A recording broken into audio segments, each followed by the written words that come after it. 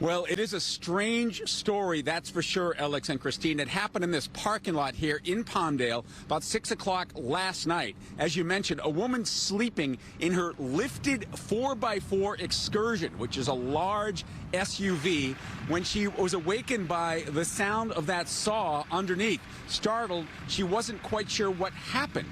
So she started the vehicle, backed up over a man who had apparently crawled underneath to cut that valuable catalytic converter off. She called for help. Witnesses called for help. By the time the paramedics arrived and tried to save his life, it was too late. He was pronounced dead at a local hospital. The sheriff's department explains in more detail what happened.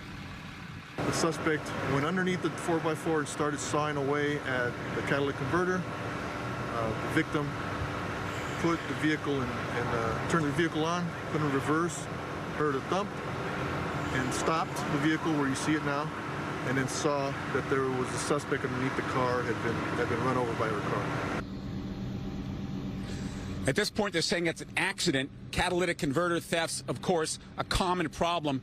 California leads the nation. Some tips from law enforcement, among them park indoors if you can, if not a well-lighted area. Also, they say that you can have your license plate or VIN engraved on the catalytic converter to perhaps discourage unscrupulous buyers, help track it down. There are a number of tips available.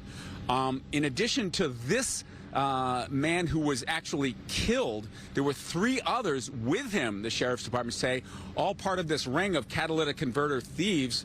They are taken into custody. Again, very unusual. Not clear if the person thought that the vehicle was empty, but we're in a busy parking lot at 6 o'clock at night, not in the middle of the night on a street somewhere. Live in Palmdale, I'm Phil Schuman, Fox 11 News. Alex, Christine. So then, Phil, that means no charges for her? Well, we're not saying that definitively, but at this point, they're calling it an accident. But again, the names of those involved have not yet been released, and they're not making any definitive conclusions at this point.